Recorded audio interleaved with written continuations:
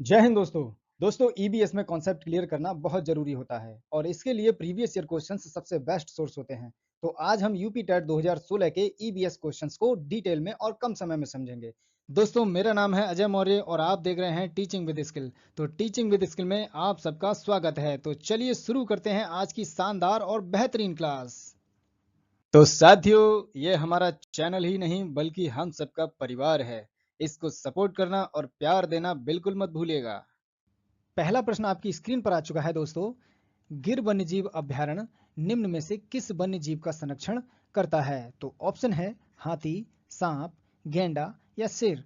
तो साथियों इसका राइट आंसर ऑप्शन चौथा सही हो जाएगा, शेर। क्योंकि गिर वन्यजीव अभयारण्य जो होता है वो एशियाई शेर का संरक्षण करता है और ये गुजरात में स्थित है।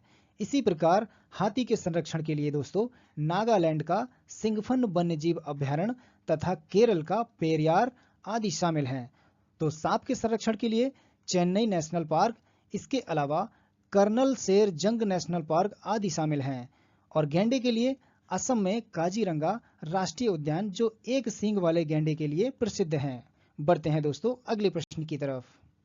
दोस्तों हर क्वेश्चन के हर ऑप्शन के लिए डिस्क्राइब करेंगे तो वीडियो बहुत लंबी हो जाएगी, इसलिए थोड़ा जल्दी कवर करेंगे। तो प्रश्न है, ग्रीन मफलर संबंधित है, यानी ग्रीन मफलर किससे संबंधित है? तो ऑप्शन है मृदा प्रदूषण से, वायु प्रदूषण से, ध्वनि प्रदूषण से या जल प्रदूषण से। तो साथियों इसका राइट आंसर ऑप्शन तीसरा सही हो जाएगा, ध्वनि प्रदूषण से। बढ़ते हैं अगले प्रश्न की तरफ।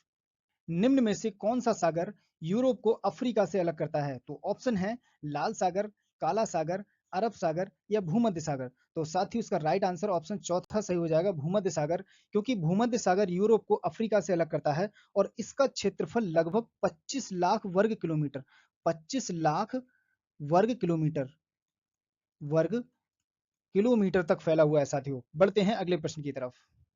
अंतरराष्ट्रीय ओजोन दिवस मनाया जाता है, यानी अंतरराष्ट्रीय ओजोन दिवस कब मनाया जाता है? तो ऑप्शन है 16 सितंबर, 7 दिसंबर, 30 मार्च या 22 अप्रैल। तो साथियों इसका राइट आंसर ऑप्शन एक सही हो जाएगा, यानी पहला ऑप्शन सही हो जाएगा 16 सितंबर, क्योंकि यह ओजोन परत की रक्षा से संबंधित दिवस है साथियों। बढ़ते हैं अगले प्रश्न की तरफ।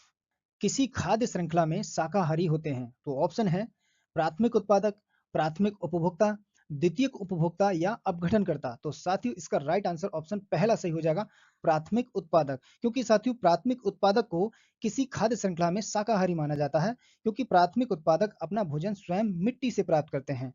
बढ़ते हैं अगले प्रश्न की तरफ। पारिस्थितिक तंत्र के चक्रण को क्या कहते हैं? तो ऑप्शन है रासायनिक चक्र, जैव भू रासायनिक चक्र, भूगर्भीय चक्र या भू रासायनिक चक्र। तो साथियों इसका राइट आंसर ऑप्शन दूसरा सही हो जाएगा, जैव भू रासायनिक चक्र कहते हैं साथियों। बढ़ते हैं अगले प्रश्न की तरफ। निम्नलिखित ईंधनों में से कौन सा न्यूनतम पर्यावरणीय प्रदूषण उत्पन्न करता है? तो ऑप्शन है डीजल, पेट्रोल, हाइड्रोजन, कोयला। तो साथियों इसका राइट आंसर ऑप्शन तीसरा सही हो जाएगा, हाइड्रोजन। इन तीनों की अपेक्षा सबसे कम प्रदूषण उत्पन्न करता है। बढ़ते हैं अगले प्रश्न की तरफ। संकटग्रस्त जंतु दैत्याकार पांडा पाया जाता है? तो ऑप्शन है ऑस्ट्रेलिया में, भारत में, चीन में, ब्राजील में। तो साथियों इसका राइट आंसर ऑप्शन तीसरा सही हो जाएगा, चीन में। क्योंकि पांडा को बांस बहुत पसंद है और चीन में ज्यादातर मात्रा में बांस पाए जाते हैं। बढ़ते हैं अगले प्रश्न की तरफ। निम्नलिखित किस गैस के कारण भोपाल गैस त्रासदी हुई? तो ऑप्शन है chlorofluorocarbon, carbon dioxide, nitrous oxide या मिथाइल आइसोसाइनाइड। तो साथियों इसका राइट आंसर ऑप्शन चौथा सही हो जाएगा, मिथाइल आइसोसाइनाइड। क्योंकि दोस्तों ये बहुत ही जहरीली गैस होती है, ये कीटनाशक दवाई बनाने में प्रयोग की जाती है। इसके रिसाव से हजारों लोगों की मृत्यु हुई थी, इसलिए ऑप्शन चौथा सही हो जाएगा साथियों, ऑप्शन चौथा मिथाइल आइसोसाइनाइड। बढ़ते हैं अगले प्रश्न की तरफ। किस देश में क्रिसमस का त्योहार गर्मियों में मनाया जाता है? तो ऑप्शन है जापान, भारत, ऑस्ट्रेलिया, अमेरिका। तो साथियों इसका राइट आंसर ऑप्शन तीसरा हो जाएगा, ऑस्ट्रेलिया में गर्मियों के दिनों में क्रिसमस का त्योहार मनाया जाता है। बढ़ते हैं अगले प्रश्न की तरफ। गंगा एक्शन प्लान को लाने का उद्देश्य निम्नलिखित में से किस सुधार हेतु है? तो ऑप्शन है जल की गुणवत्ता, जल का वेग, जल की प्रचुरता या जल का तापमान। तो साथियों इसका राइट आंसर ऑप्शन पहला सही हो जाएगा, जल की गुणवत्ता। और ये प्लान जो है 1985 में सरकार के द्वारा लाया गया था। तो बढ़ते हैं अगले प्रश्न की तरफ। निम्नलिखित में से कौन सा वृक्ष जैविक कीटनाशक का उत्पादक है? तो ऑप्शन है नीम, देवदार, चीड़ या ओक। तो साथियों इसका राइट आंसर ऑप्शन पहला सही हो जाएगा, नीम का वृक्ष जो है जैविक कीटनाशक का उत्पादक है। तो साथियों वीडियो अच्छी लगती हो तो लाइक करते रहिए। तो बढ़ते हैं अगले प्रश्न की तरफ। भू पारिस्थितिकीय तंत्र में ऊर्जा का महत्वपूर्ण स्रोत है। कौन सा स्रोत है साथियों? ऑप्शन है सूर्य, पृथ्वी, चंद्रमा या शुक्र। तो साथियों इसका राइट आंसर ऑप्शन पहला सही हो जाएगा, सूर्य, क्योंकि सूर्य की ऊर्जा के बिना किसी भी वनस्पति का विकास होना संभव है ही नहीं साथियों। बढ़ते हैं अगले प्रश्न की तरफ। निम्नलिखित में से कौन सी प्राकृतिक वनस्पति मरुस्थलीय प्रदेशों में पाई जाती है? तो ऑप्शन है महोगनी, कैक्टस, फर या चंदन। तो साथियों इसका राइट आंसर ऑप्शन दूसरा सही हो जाएगा, कैक्टस, क्योंकि साथियों मरुस्थलीय या रेगिस्तानी इलाकों में कांटेदार वनस्पति पाई जाती है और कैक्टस जो है कांटेदार वनस्पति होती है। तो बढ़ते हैं साथियों अगले प्रश्न की तरफ। टाइटन किस ग्रह का प्राकृतिक उपग्रह है? तो ऑप्शन है वरुण, बुध, शनि या शुक्र। तो साथियों इसका राइट आंसर ऑप्शन तीसरा सही हो जाएगा, शनि ग्रह। टाइटन जो है शनि ग्रह का प्राकृतिक उपग्रह होता है। बढ़ते हैं साथियों अगले प्रश्न की तरफ। निम्नलिखित में से कौन सी बायोडीजल की फसल है? तो ऑप्शन है कपास, जेट्रोफा, गन्ना या आलू। तो साथियों इसका राइट आंसर ऑप्शन दूसरा सही हो जाएगा, जेट्रोफा। बढ़ते हैं अगले प्रश्न की तरफ।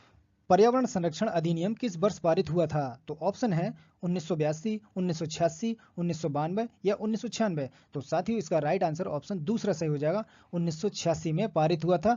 और साथियों 23 मई 1986 को ये लागू हो गया था। क्या हो गया था साथियों? लागू हो गया था। तो बढ़ते हैं अगले प्रश्न की तरफ। भूमंडलीय तापन का कारण है, यानी भूमंडलीय तापन का कारण क्या है? तो ऑप्शन है हिमनदों में वृद्धि, कार्बन डाइऑक्साइड में वृद्धि या कार्बन डाइऑक्साइड में कमी या वनों में वृद्धि। तो साथियों इसका राइट आंसर ऑप्शन दूसरा सही हो जाएगा, कार्बन डाइऑक्साइड में वृद्धि होती है, इसलिए भूमंडलीय तापन होता है। अगला प्रश्न है निम्नलिखित में से किसमें सर्वाधिक जैव विविधता पाई जाती है? तो ऑप्शन है शीतोष्ण पर्णपाती वन बायोम, दूसरा ऑप्शन है उष्ण कटिबंधीय सदाबहार वर्षा वन बायोम, तीसरा ऑप्शन है शीतोष्ण घास प्रदेश बायोम, चौथा ऑप्शन है सवाना बायोम। तो साथियों इसका राइट आंसर ऑप्शन दूसरा सही हो जाएगा, उष्ण कटिबंधीय सदाबहार वर्षा वन बायोम, क्योंकि साथियों यहाँ पे अधिक गर्मी और अधिक वर्षा होती है, यही इसकी विशेषता है। बढ़ते हैं अगले प्रश्न की तरफ। निम्न में से किस मृदा का निर्माण लावा द्वारा होता है? तो ऑप्शन है लाल मिट्टी, काली मिट्टी, जलोढ़ मिट्टी या लैटेराइट मिट्टी। तो साथियों इसका राइट आंसर ऑप्शन दूसरा सही हो जाएगा, काली मिट्टी का निर्माण लावा द्वारा होता है साथियों, लावा द्वारा। बढ़ते हैं अगले प्रश्न की तरफ। वायुमंडल की कौन सी परत प्रकाश की परावैंगनी किरणों को पृथ्वी की सतह पर आने से रोकती है? तो ऑप्शन है समताप मंडल, क्षोभ मंडल, आयन मंडल या मध्य मंडल। तो साथियों इसका राइट आंसर ऑप्शन पहला सही हो जाएगा, समताप मंडल। तो बढ़ते हैं अगले प्रश्न की तरफ। अगला प्रश्न पेडागोजी से है।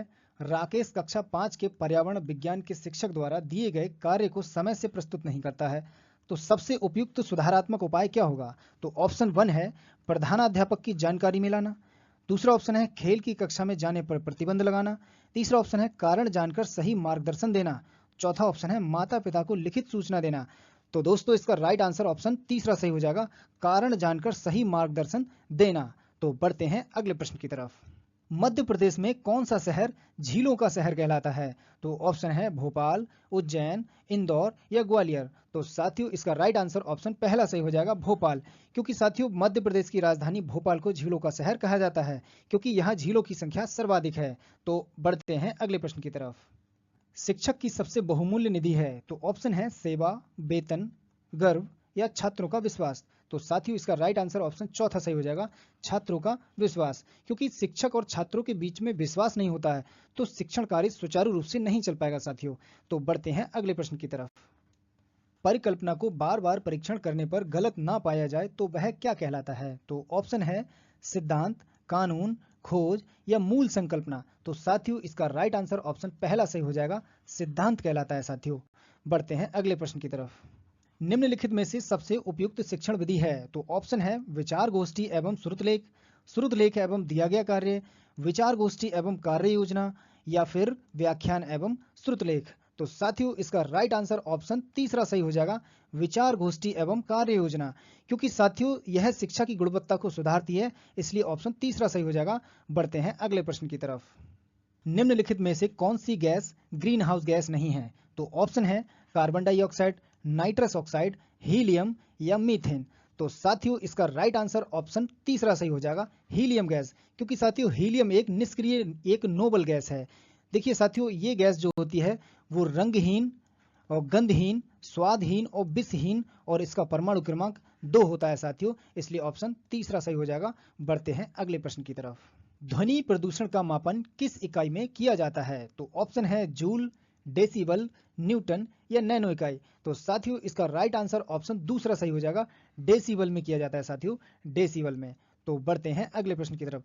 निम्न नदियों में से कौन सी नदी बंगाल की खाड़ी में गिरती है? तो ऑप्शन है ताप्ती, स्वर्णरेखा, नर्मदा या सिंधु। तो साथियों इसका राइट आंसर ऑप्शन दूसरा सही हो जाएगा, स्वर्णरेखा, क्योंकि ये नदी जो है झारखंड, पश्चिम बंगाल एवं उड़ीसा में बहने वाली जो है एक प्रमुख नदी है, इसलिए ऑप्शन दूसरा सही हो जाएगा। बढ़ते हैं अगले प्रश्न की तरफ। प्यारे साथियों, इस सीरीज का अंतिम प्रश्न आपकी स्क्रीन पर आ चुका है। निम्न में से किस स्थलाकृति का निर्माण हिमानी द्वारा हुआ है? तो ऑप्शन है लैपिज, यू आकार की घाटी या वी आकार की घाटी या जलप्रपात। तो साथियों इसका राइट आंसर ऑप्शन दूसरा सही हो जाएगा, यू आकार की घाटी। दोस्तों आपका एक सब्सक्राइब हमें और बेहतर कंटेंट बनाने की प्रेरणा देता है, इसलिए चैनल को सब्सक्राइब कर लीजिए और वीडियो को लाइक करके अपने दोस्तों में शेयर जरूर करें। मिलते हैं दोस्तों अगली वीडियो में एक नए टॉपिक के साथ, तब तक सीखते रहिए टीचिंग विद स्किल के साथ। धन्यवाद दोस्तों।